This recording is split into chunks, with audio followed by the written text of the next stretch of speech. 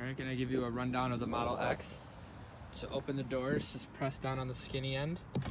This is the driver's side. Falcon wing door, same thing, skinny end. To close it, you can either use this button right here, or on the inside is a button right here that you can press. For the driver's side, you can step on the brake to close the door, or flick this door handle, and this will be the same for the passenger side.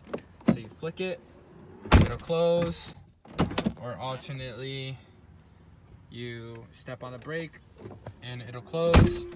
And then to open it, same thing, just flick the door handle. It's automatic. When you get in the car, it'll say car off. All you have to do to turn the car on is tap the brake. It'll turn on. Here's the steering wheel. To the right of the steering wheel is the gears.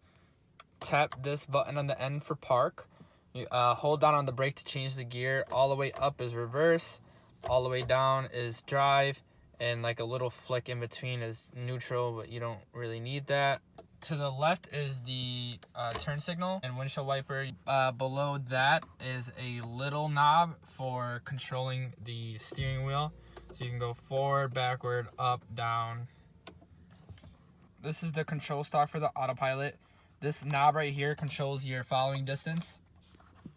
Tap it once towards you for cruise control, tap it twice for autopilot, and you could tap it up and down to adjust the max speed. When autopilot is available, the steering wheel icon will show next to the speedometer. Tap the autopilot stalk once for cruise control. It'll pop up in blue. You'll still have full control of the steering wheel. And then you tap it twice for autopilot, and that will take control of the wheel as well. It'll say keep your hands on the wheel though, just in case it pops out. I recommend only for highway use. You can adjust the seat, the steering wheel, and the mirrors. And whenever you're satisfied, you can just hit the save button.